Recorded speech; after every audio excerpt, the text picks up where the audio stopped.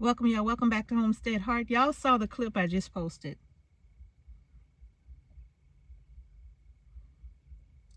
So,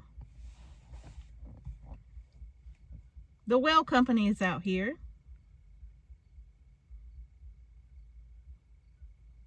Last night, all of a sudden, just like out of nowhere, our water shut off.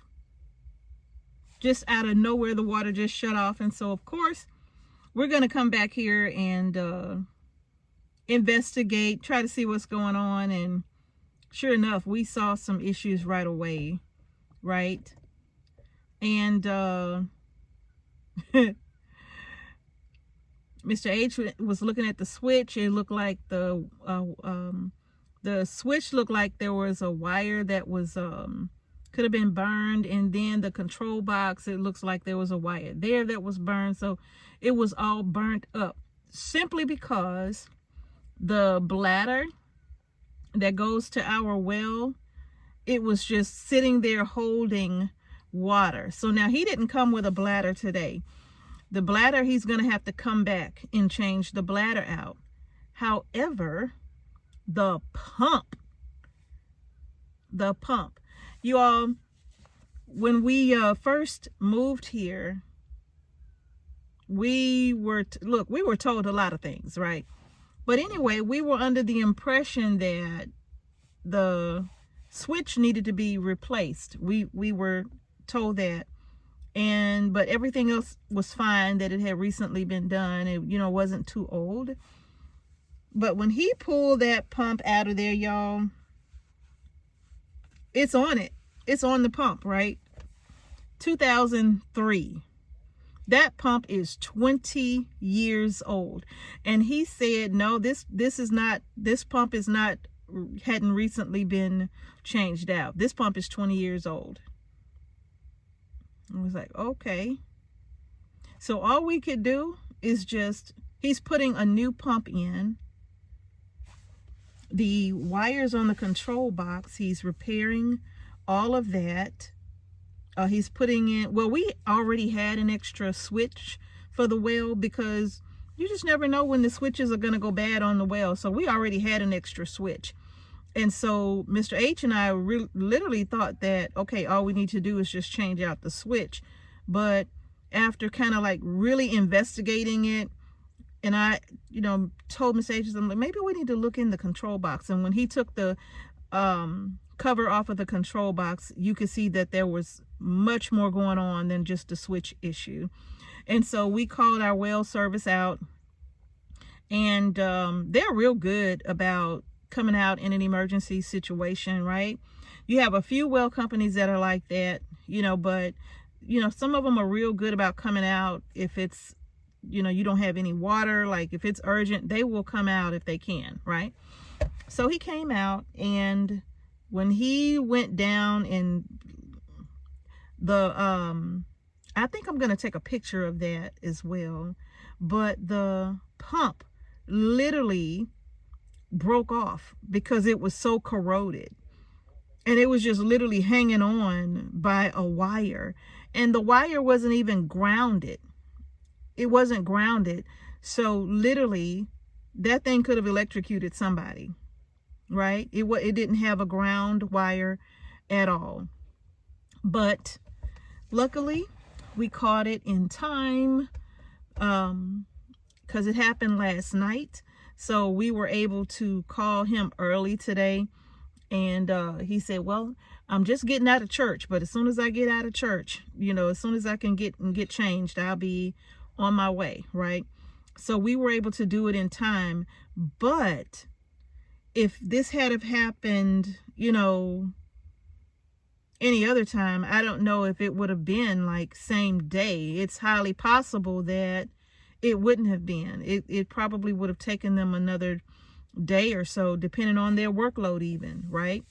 But it happened at a time where they don't really do have a lot going on a Sunday.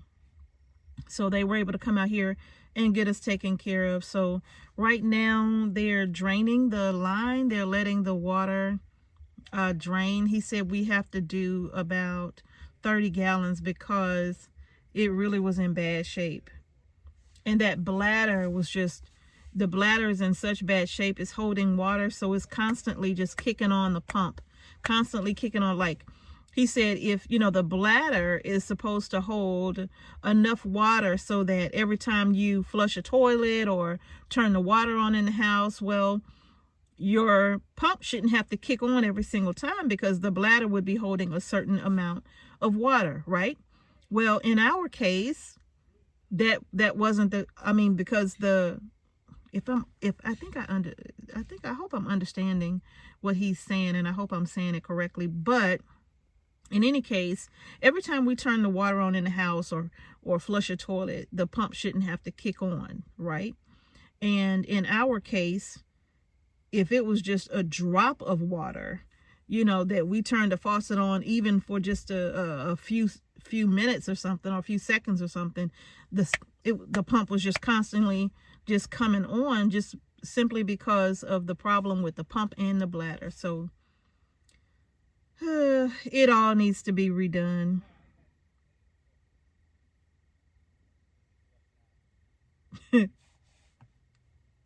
I think I remember last year when our pipe cracked and burst open on the well, and we had to repair that. We repaired that ourselves, right? It was something that we could look at and see what needed to be done, and we were able to do that on our own. We didn't have to call them out here. Mr. H did a fantastic job of repairing it, and we had to go to different places to get all of the correct fittings and all of that, but we managed to get it all done. So once we got it all taken care of, you all, it worked like a charm. But that thing cracked, and y'all saw it. It split and we got that fixed. But this was something that we could not do.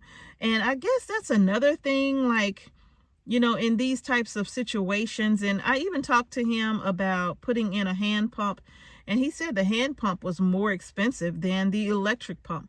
But it's always good, in my opinion, to have a hand pump installed, and that way, if you put a hand pump in, no matter what happens, if the power goes down for any reason, you can still come back and have access to the water, right? So the hand pump will probably be in the future, but just not right now, because it's quite expensive to have the hand pump installed. He did say we got the room for it, and it wouldn't be difficult to install it at all, but it would cost, right? It would cost quite a bit to get that done. But that's something that we definitely have to consider, because, sometimes when you're out here in the rural areas, it doesn't take much. Storm can come through, blow trees down, cross your power lines, and there you go. You're without power until they can come and restore it. And if your pump is on the grid, then yeah, you lose that. And it even costs a lot to have solar installed on the pump. All of that is so expensive, right? It's all so expensive to have done, even though that's the best way, so that you're totally independent. That's the best way. But my gosh, it costs so much to get that done. Now we've had a well service to come out here before, one that's I think is they're a lot closer to us than anybody else is. But y'all, the integrity of this company, we wasn't gonna do that. I'm like, no, that just, to me, was a hard pass, right? So we went with somebody that was further away from us, but they were willing to come out. And as long as they were willing to come out, and they did great work, and he did do great work the last time that he was here, and did a fantastic job. And even right now, he's walking Mr. H through so much about, the things that he can do himself, right? Now, of course, we didn't have the tools to go down and pull that well pump up from way down there. He had that that, I don't know what it's called, but it extends way up in the air, and then it comes all the way down to do whatever it has to do way down in the well. Well, we don't have that kind of equipment. And I'm sure there's probably a manual way to do that. But can you imagine if we knew how to do it manually and Mr. H did that? Can you imagine that by that wire not being grounded? That thing would have electrocuted somebody. So it's good that we had a professional to come out here and just kind of look at it and take care of it for us. And then while we learn in the process, right? So y'all, yeah, man. So that's what we're going to have to do, is, you know, in the future, get that taken care of. I'm gonna take a picture of that pump so y'all can see just how bad of a shape that pump was in. And there's no way that pump was 6 years old. Absolutely no way that pump was 6 years old. No way. No way that pump was 6 years old. But he replaced the pump, all of the wires and everything. So it's looking pretty good. It's looking pretty good. You know, it's good to have people out here that know what they're doing. And he's been in this business for a very long time. So he knows what he's doing. And, you know, when he looked at it, you know, of course, he said he wouldn't have even installed it that way. But of course, that well is probably like decades old. So when they initially put that well in decades ago, they just did it probably the best way they knew how. You know, I don't know. But yeah, so we're going to have to get the bladder replaced. And of course, he recommended, you know, a steel tank instead of the fiberglass tanks. You know, they just seem to last longer and hold up a lot better, you know, than the fiberglass. Fiberglass tanks are very inexpensive. And plus the steel tank, the warranty on that is 15 years. So it's a 15-year warranty. And he said in all of his years of installing those tanks, he's only seen maybe 2 or 3 times where somebody actually had to use the warranty because they last so long, right?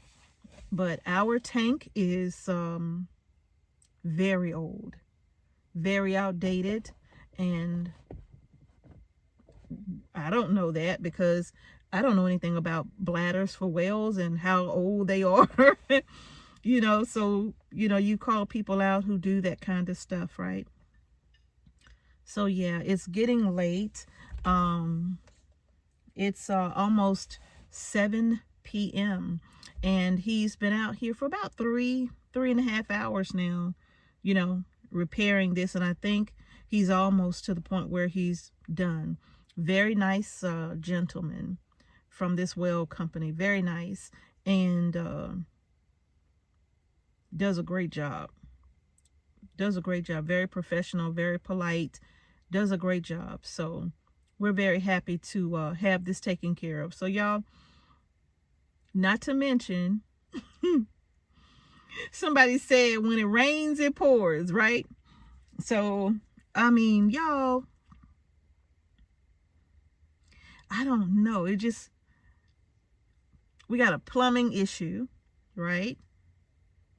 So the plumbing pipe under our house, our plumber's supposed to be here tomorrow. The plumbing pipe that goes under our house from our laundry room, I don't know what happened to that thing, but y'all, that entire thing came down and water, we thought that the water was going where it's supposed to go. It was literally flooding under our house. Bam! So we learned that Friday.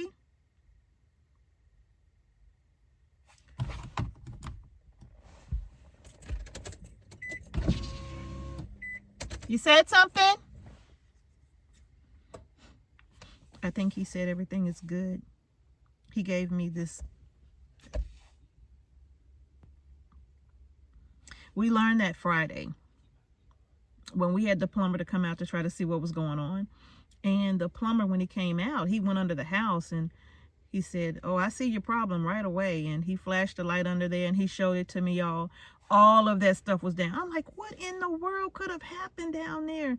And then he just started letting me know that everything was all rusty.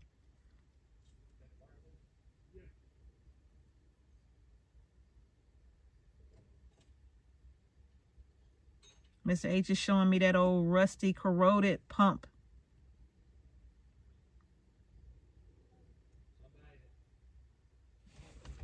Come on, y'all, let's go look at it. Woo!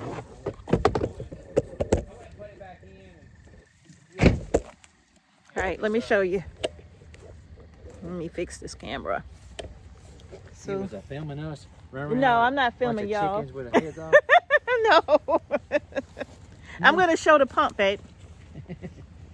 Look at that pump. It's all rusty. Look at that. There's no way that pump was 7 years old. It's an old pump. That's an old pump. It's all rusty, corroded. Yeah. That looks horrible. Yeah. So you was filming us? No, I was filming me. Oh, But I was telling them, I was telling everybody how wonderful of a job that he's doing, though. Yeah. Yeah, and on a Sunday, no doubt. Yeah. So. But it looks like everything has been. Well, y'all, I gotta go. Well, thank y'all for watching. Peace and y'all. blessings. We'll see you in the next one.